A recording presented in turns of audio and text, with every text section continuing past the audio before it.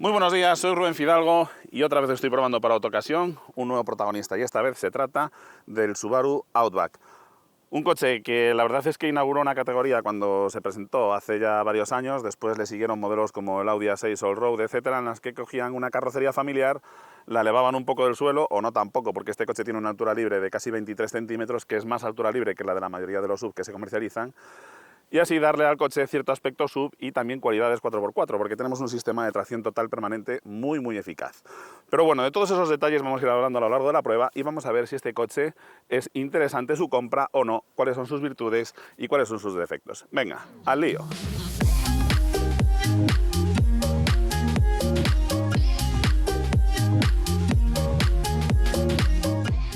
En Subaru no les gusta romper completamente con el diseño de las generaciones anteriores, aunque este Subaru Outback lleva en el mercado aproximadamente 10 meses y es una generación completamente nueva con respecto a la anterior. La verdad es que el diseño es muy similar y prácticamente tienes que tener uno al lado del otro para diferenciarlos.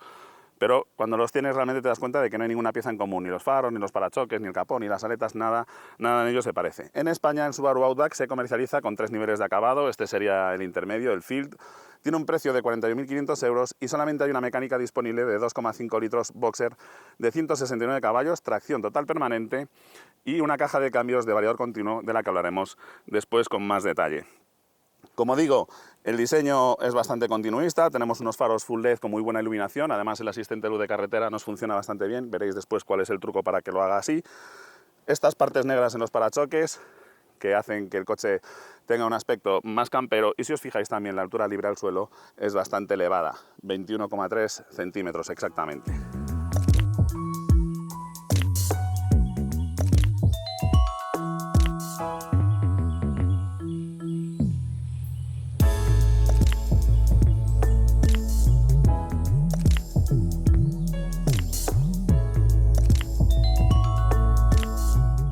Aquí está gran parte del truco por el cual el asistente luz de carretera y la verdad es que todos los asistentes avanzados a la conducción de este Subaru Outback funcionan tan bien.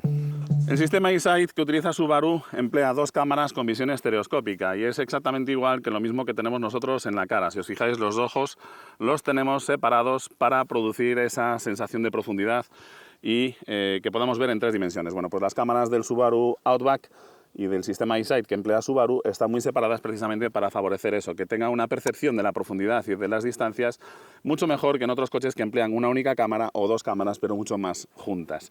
Esto hace que los asistentes a la conducción del Subaru Outback sean de los más precisos a la hora de evitar los atropellos a peatones, los golpes por alcance y también, como las cámaras son muy grandes y entra en el objetivo mucha luz, funciona muy bien a la hora de controlar el asistente de luz de carretera. En la vista lateral de este Subaru Outback en acabado Field, que vamos a distinguir por estos toques en verde, por estos aletines en negro que hacen que el coche pues tenga ese aire más, como decía, campestre. Lo que nos va a llamar la atención no son las dimensiones, 4,88 metros de largo, 1,68 m de alto, 21,3 centímetros de altura libre al suelo y 1,88 m también de ancho. La verdad es que es un coche grande. Las llantas en color negro, para que no se note la suciedad, calzadas con neumáticos 225 60-18. Afortunadamente, aunque la llanta es muy grande, la verdad es que tenemos bastante balón que nos va a venir muy bien en un coche que puede circular con bastante solvencia fuera del asfalto.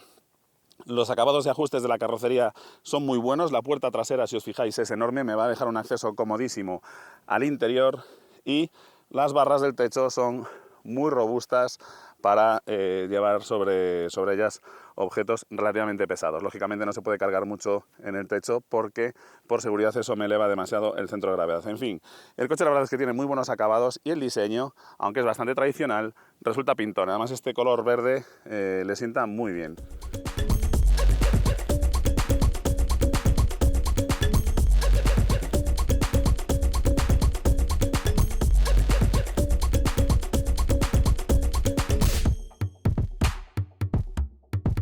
Un detalle del diseño lateral del Subaru Outback que sí que me hubiera gustado que tuvieran en cuenta es que ya que este piloto muerde sobre la aleta, esto de aquí en lugar de ser un catadióptrico estuviera iluminado para mejorar la forma en la que nos ven los demás conductores, sobre todo cuando nos incorporamos en un cruce perpendicular a la vía principal por la noche. En esta vista trasera del Subaru Outback son bastante evidentes las proporciones del coche, la enorme altura libre que tenemos al suelo, de más de 21 centímetros, la anchura de 1,88 m y 1,68 m de alto. Este pequeño spoiler para darle algo mejor de aerodinámica, unos grupos ópticos muy grandes, que es una pena que no estén iluminados por el lateral, como os comentaba antes, y un portón que me deja un acceso muy cómodo al maletero.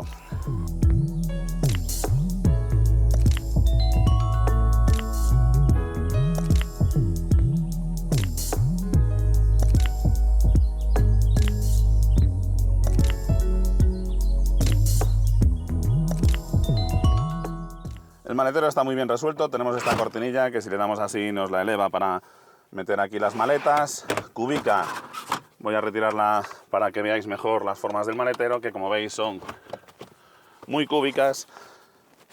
Caben entre 522 y 565 litros, dependiendo de la inclinación en la que tengamos el respaldo. Fijaos que aquel de allí está retirado hacia atrás, y abatir los respaldos traseros es tan sencillo como tirar de estas palancas y me queda un suelo completamente plano, súper aprovechable y además con muchos puntos de anclaje. La alfombrilla de goma muy bien pensada, con estos relieves por si acaso hay vertidos de líquidos, y bajo ella tenemos la tablilla que nos da acceso a este cofre con bastantes huecos. En cuanto a la técnica, bueno, pues bajo el capó de este Subaru, como no podía ser de otra manera, lo que tenemos es un motor de 4 cilindros boxer, 2,5 litros de cilindrada. Se ha revisado por completo el motor con respecto a la generación anterior.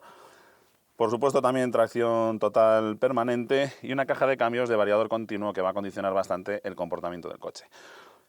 Para llamaros la atención sobre ciertos detalles de la técnica que utiliza Subaru y los fabricantes japoneses, bueno, pues fijaos en cómo es el filtro de aceite, está súper a mano y tiene además esta bandejita aquí para recoger el aceite que pueda quedar dentro cuando se realizan los cambios.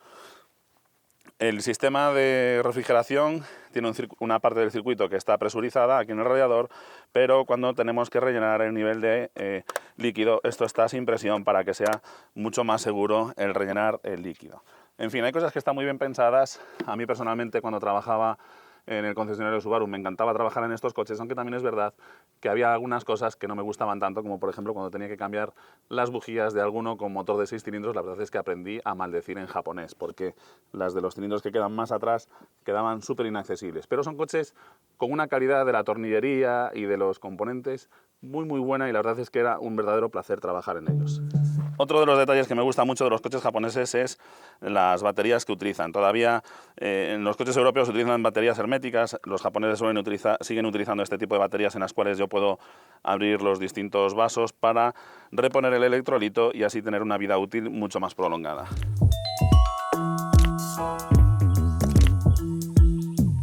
Al abrir las puertas delanteras nos da la bienvenida un panel de puerta tapizado en símil piel con estos pespuntes en color verde lima. Este marco en color negro piano, que no me gusta demasiado, aunque bueno, afortunadamente por lo menos la zona que se suele rayar con las uñas es de plástico negro mate. Los materiales son buenos, tienen buen tacto. El salpicadero tiene unas formas bastante clásicas, pero está bien realizado, no hay grillos. Los materiales también dan buena impresión y los asientos son muy cómodos y tienen una ergonomía que me recuerda bastante a los de Toyota. No me extrañaría, si rasco un poco, que me encuentre, pues eso, que el proveedor es el mismo que el de Toyota. Aquí ya se empiezan a notar las sinergias entre Subaru y Toyota, gracias a la participación que tiene Toyota ya en la marca Subaru.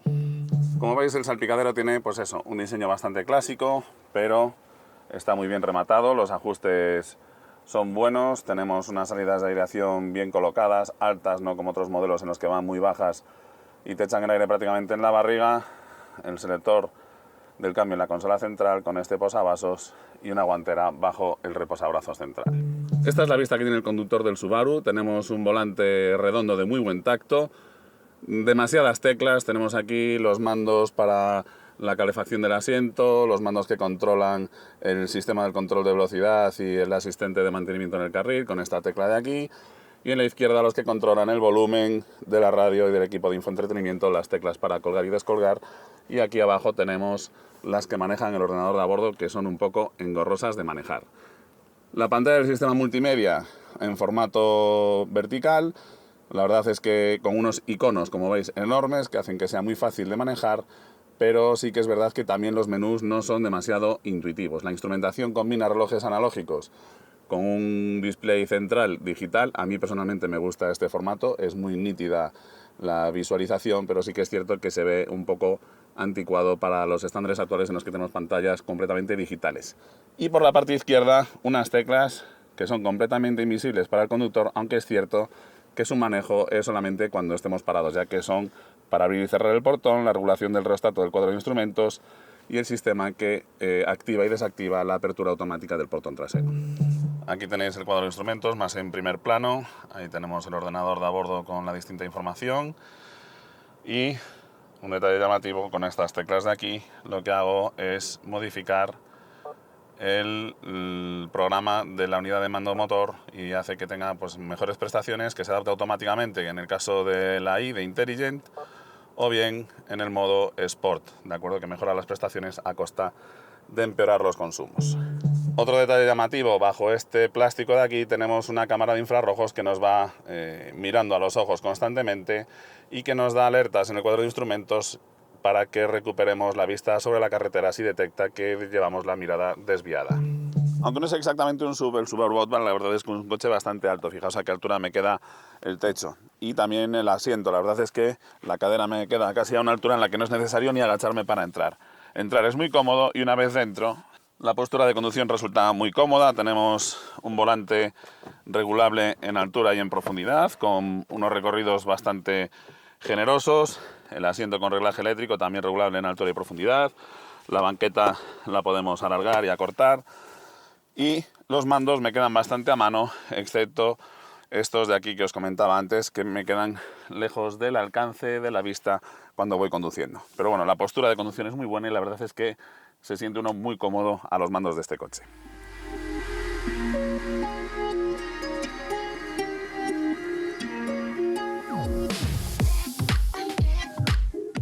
Buenas noticias al abrir las puertas traseras. Nada de lo que nos pasa en los fabricantes europeos, que nos encontramos con unos paneles traseros de calidad muy inferior a la de los delanteros, como si los pasajeros traseros fueran de segunda clase, y una amplitud enorme. Los asientos muy cómodos, se pueden regular además los respaldos en inclinación, muchísimo espacio para las piernas y unas generosas salidas de aireación para las plazas traseras, que como veis también cuentan con calefacción en los asientos y estas tomas USB.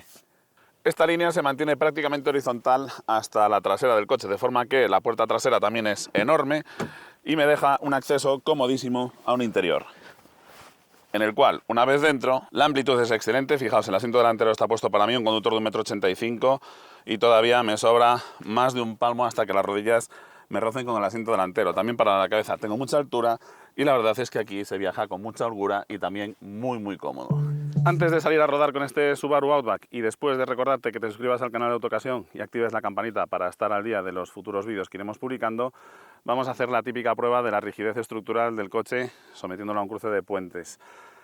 El Subaru Outback presume de ser uno de los coches con la plataforma más rígida que hay en el mercado y de hecho en los test de EuroNCAP saca la máxima puntuación en cuanto a la rigidez y protección tanto a los ocupantes como a los peatones. La verdad es que Subaru en cuanto a seguridad es una de las marcas que está más arriba en el ranking. Así que venga, vamos a poner el coche en este cruce de puentes y a ver si podemos abrir bien las puertas y cómo es esa rigidez estructural del coche. Aunque hubo generaciones del Subaru con reductora, este Outback carece de reductora, pero como tenemos una caja de cambios con variador continuo, la verdad es que simplemente a base de acelerarlo un poquito más, pues el coche va a ir acortando el desarrollo hasta subir por pendientes bastante pronunciadas, la verdad. Vamos a ver la rigidez. Desde luego, con casi 2,8 metros de distancia entre ejes no es un coche para hacer trialeras y además esa distancia entre ejes también le va a perjudicar desde el punto de vista de la rigidez. Sin embargo, el chasis no se ha retorcido lo más mínimo, las puertas siguen abriendo y cerrando perfectamente y con absoluta suavidad, increíble. Aprovecho para mostraros uno de los trucos con los que consigue esa rigidez. Fijaos en este tetón que tenemos en la puerta y ese engaste que tenemos en el farón del chasis. Al cerrarse las puertas se quedan trabados uno contra el otro y en caso de impacto evitan que las puertas se abran accidentalmente. Y la prueba de fuego, vamos a ver qué tal abre el portón. Este marco es el que más se va a retorcer en la postura en la que está el coche. Y como veis, abre perfectamente.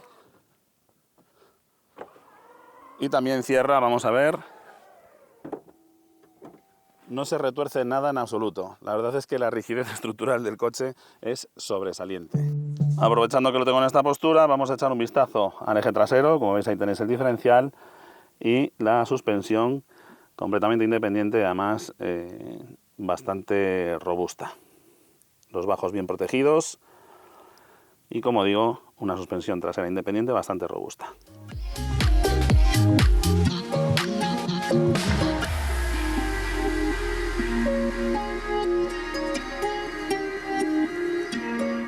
Muy bien, pues hechas las presentaciones, vamos a ponernos en marcha en este Subaru Outback. Basta con pisar el freno y pulsar el botón de Start. El motor no suena mucho y además tampoco vibra apenas, ya que los motores Boxer tienen un equilibrado casi perfecto al contrapesarse un pistón y el opuesto.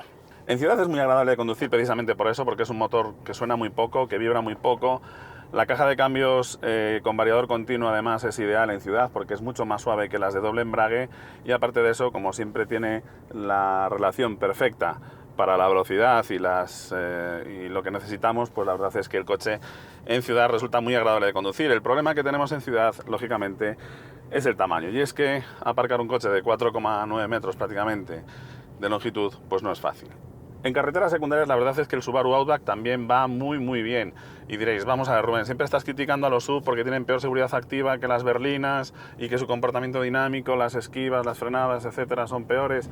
¿Cómo es posible que este Subaru Outback con una altura libre al suelo mayor que la de la mayoría de los SUV, como nos estabas diciendo antes, ahora me digas que en carreteras secundarias va muy bien? Bueno, pues es cierto que este Subaru Outback va peor que otro Subaru que esté más bajo, de acuerdo, de suspensiones, pero va muy bien y va prácticamente tan bien como una berlina normal porque gracias a la disposición del motor Boxer y como todos los órganos mecánicos más pesados en este coche están colocados muy abajo, su centro de gravedad al final resulta que está a una altura bastante parecida a la de una berlina convencional y mucho más baja que en los subconvencionales, de forma que el coche reacciona mucho mejor a los cambios de trayectoria, las maniobras de esquiva son más seguras, también frena mejor, etcétera. Y además con el sistema de tracción total permanente, no es que tengamos un coche de tracción delantera que me acopla al eje trasero cuando pierdo motricidad, sino que realmente este coche está en las cuatro ruedas permanentemente, tanto empujando como reteniendo al coche.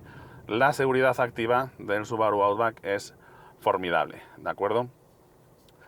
En autopista, lo más destacable es el confort. La verdad es que las suspensiones tienen un tacto muy suave, copia muy bien el terreno, no balancea demasiado el coche porque tenemos un centro de gravedad razonablemente bajo y las suspensiones pues absorben muy bien las irregularidades del terreno. Además, cuando estamos en curva rápida, el coche completamente apoyado, aunque pasemos por un badén o una junta de hidratación de un puente, el coche mantiene la postura perfectamente, no hace cosas raras y enseguida se recompone. La verdad es que el comportamiento dinámico del coche me ha encantado y es comodísimo viajar en él. Los asientos son muy cómodos y las suspensiones son muy confortables. Aunque tengamos una llanta de 18 pulgadas, tenemos bastante balón, de forma que es un coche muy cómodo y además bastante silencioso, salvo cuando estamos subiendo un puerto en el cual el motor se revoluciona bastante, porque es el defecto que tienen estas cajas de variador continuo.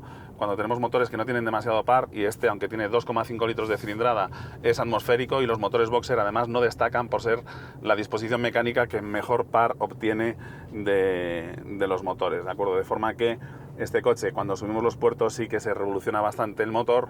Eso me va a perjudicar los consumos, como veremos después, y también sí que vamos a oírlo bastante dentro. La verdad es que la caja de cambios es muy cómoda en ciudad, es ideal desde el punto de vista teórico, pero para la orografía española, en la que tenemos bastantes puertos de montaña y carreteras reviradas, la verdad es que el variador continuo no es la mejor alternativa, ¿de acuerdo?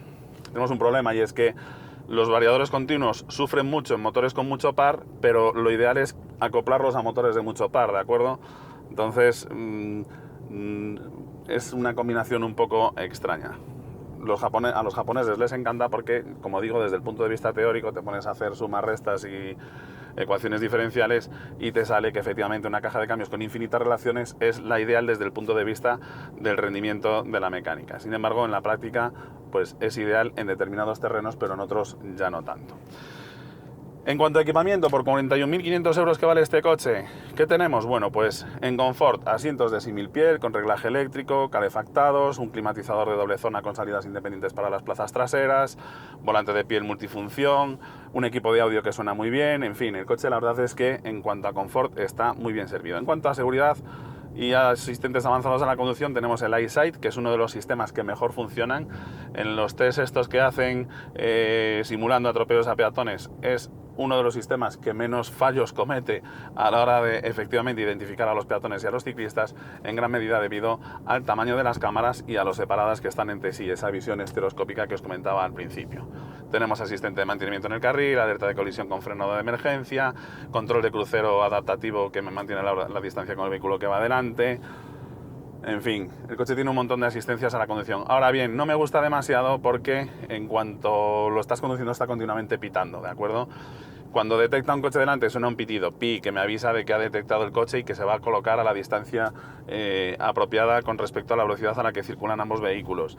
Cuando el coche desaparece del campo de visión porque lo estamos adelantando, porque se desvía, vuelve otra vez a pitar para decirme que lo ha dejado de detectar. En fin, está constantemente dándote alertas y es una auténtica pesadilla, sobre todo si estás viajando por la noche y el resto de tu familia quiere dormir. En cuanto a conectividad, también está bastante bien servido. Tenemos una pantalla multimedia que se maneja muy bien, ¿de acuerdo? Otra cosa, con unos iconos muy grandes, otra cosa es lo que os decía, que los menús no son muy intuitivos, pero tenemos Apple CarPlay, Android Auto, inalámbricos, no tenemos puerto de carga inalámbrico, eso sí, y bueno, en cuanto a conectividad no está nada mal. A mí personalmente me parece que 41.500 euros es mucho dinero, pero hay coches en el mercado que cuestan mucho más que este y son peores coches objetivamente que este. Este me ofrece un interior muy amplio, un buen confort, mucha seguridad, el equipamiento está muy bien y el precio es relativamente razonable.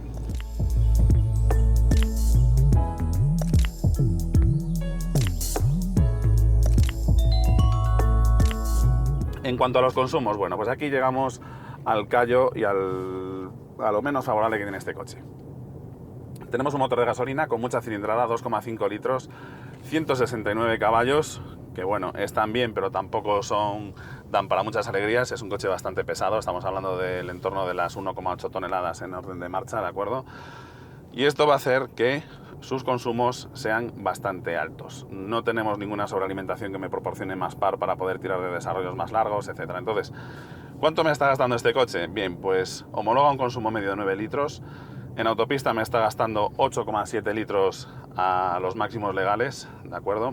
La aerodinámica no es mala del todo, pero sí que tenemos muchos arrastres por la tracción total, por los neumáticos, por el peso del coche, etc. En carreteras secundarias, a los máximos legales y con una conducción normal, podemos sacar medias en el entorno de los 7 litros, ¿de acuerdo? No está demasiado mal, pero bueno, son consumos altos. Y en ciudad sí que el consumo se nos dispara una barbaridad y nos vamos prácticamente a los 10 litros y medio. Son unos consumos altos para los estándares actuales y además no tenemos ningún tipo de etiqueta eco, ni de hibridación, ni de nada. Es cierto que se puede pedir con el sistema de GLP que me otorga la etiqueta eco, pero personalmente no lo recomiendo. ¿Por qué? Bueno, pues en este motor que se ha revisado profundamente, se han cambiado un montón de componentes, entre otros las válvulas y los asientos de válvulas, pero sí que es verdad que los Subaru con los kits de GLP tenían mucha tendencia a dar problemas con las válvulas, con lo cual yo personalmente no recomiendo el sistema de GLP en el caso de este motor de Subaru.